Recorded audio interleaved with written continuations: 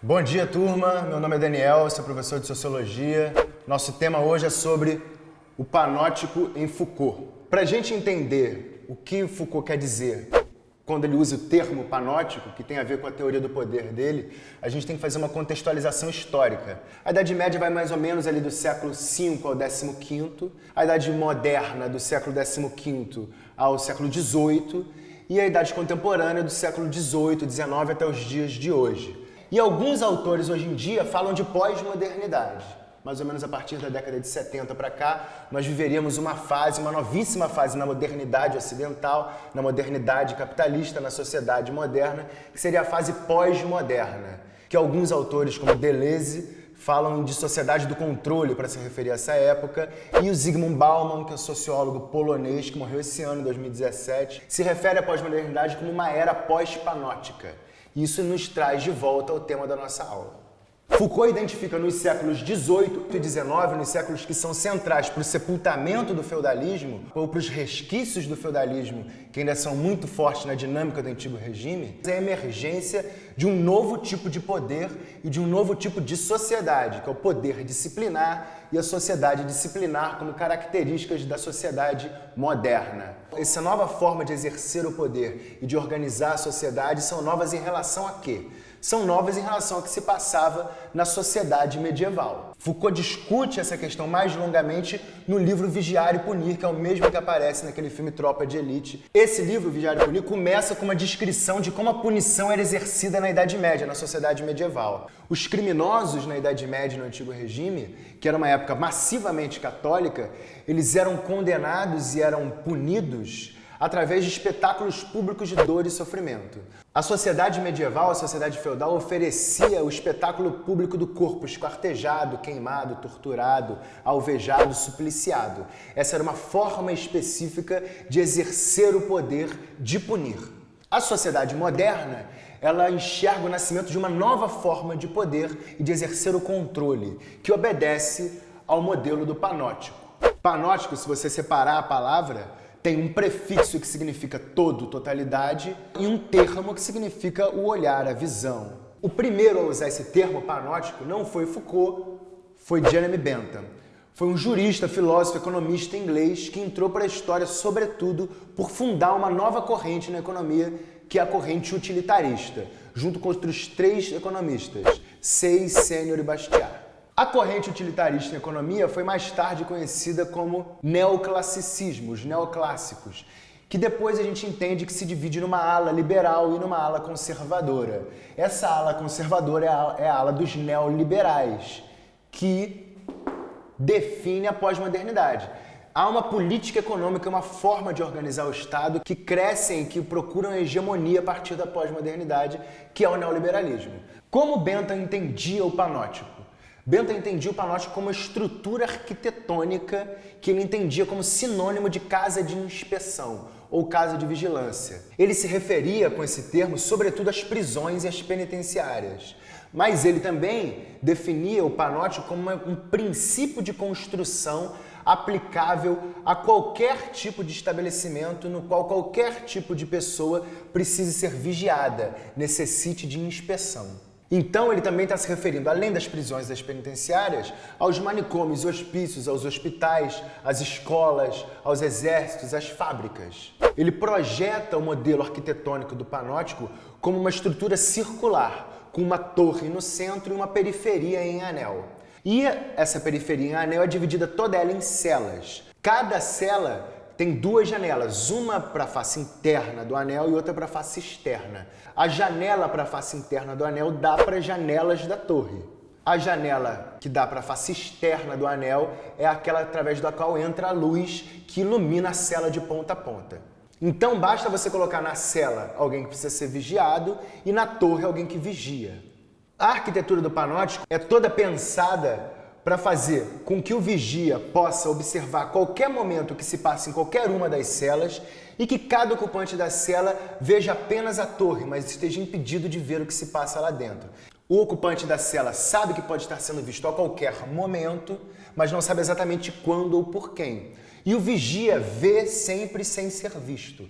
Foucault diz que o ocupante da cela ele é objeto de uma informação, mas nunca sujeito de uma comunicação, porque ele está impedido da comunicação com os seus pares. O que Foucault destaca dessa elaboração de Bentham como significativo a partir do seu próprio ponto de vista teórico?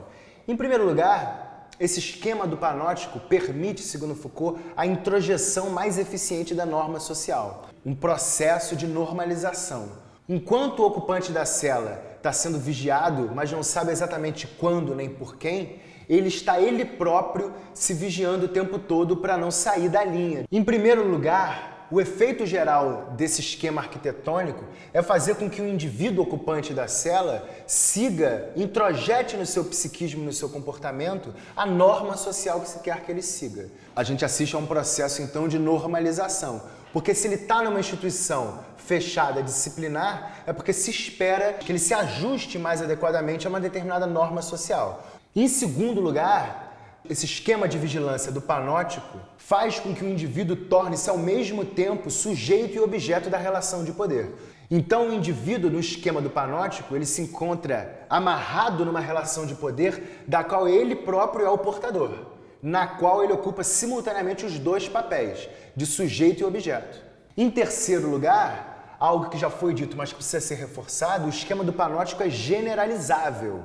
Ele é um princípio que se adequa não só às prisões e às penitenciárias, mas também a uma série de outras instituições disciplinares, como eu já dei os exemplos aqui. Um quarto ponto que também é central, que Foucault destaca, é o do quanto o panóptico permite a economia do poder. Você consegue vigiar a maior quantidade possível de pessoas com um número muito reduzido de vigilantes, ou de vigias, ou de inspetores. Você diminui os custos da vigilância e aumenta os benefícios com uma simples ideia arquitetônica. Em quinto lugar, penúltimo lugar, há um duplo processo nos séculos XVIII e XIX. Em primeiro lugar, as instituições vão se disciplinarizando, quer dizer, vão se tornando disciplinares. E em segundo lugar, o que é fundamental, o princípio do panóptico se espraia para o resto do tecido social todo, por fora das instituições fechadas. Então a ideia é de que na sociedade moderna, através do poder disciplinar, a sociedade vai se tornando disciplinar. Por isso que Foucault fala do panoptismo, enquanto Bentham fala só da estrutura panóptica. Porque o panóptico em Foucault é um arranjo, é um princípio de organização social. Enquanto Bentham está falando de uma solução técnica para um problema técnico, como gerir da maneira mais eficiente, mais utilitária possível a gestão de pessoas numa instituição fechada, Foucault está identificando no panóptico um novo princípio de organização social. O panóptico, então, em Foucault, é uma fórmula geral que sintetiza um processo histórico em que um novo tipo de sociedade é formada a partir de uma nova lógica de poder, que é o poder disciplinar. A sociedade disciplinar, então, é exatamente isso, uma sociedade cada vez mais recoberta por instituições disciplinares e cada vez mais regida por uma lógica do poder disciplinar. Por fim, para a gente encerrar, qual o princípio que rege a lógica do poder disciplinar? A gente pode responder essa pergunta em três termos: utilidade, docilidade e adestramento. Essa é a faceta positiva do poder. Foucault fala que a gente não tem que entender o poder só através da sua face negativa, como repressão, como castigo, como pena, como censura, mas também entender a face positiva do poder, o poder enquanto produtivo. E é isso que o poder disciplinar faz. Ele produz indivíduos úteis economicamente, dóceis politicamente, através do adestramento e do treinamento. A ideia de produção, então, na lógica do poder disciplinar é muito importante. Se trata de produzir saúde nos hospitais, de produzir normalização nos hospícios, de produzir saberes, habilidades, competências e aptidões na escola, de produzir mercadorias na fábrica. E quando Foucault descreve o processo da disciplina fabril, ele nos lembra muito o conceito de alienação em Marx. Então a lógica do poder disciplinar é regida por um princípio que é o princípio da produtividade. É o princípio de tornar os indivíduos úteis economicamente, obedientes politicamente, através do adestramento e do treinamento. Para a gente encerrar completamente, vamos passar um trabalho para casa, um trabalho em grupo. A ideia é que a turma se divida em grupos de 5 alunos, 5 alunas, e discuta em grupo a seguinte questão: você acha que a sua escola é uma instituição disciplinar? Se sim, em quais sentidos e por quê? Se não, por quê? A ideia é que cada grupo produza um texto e que apresente para a turma na próxima aula.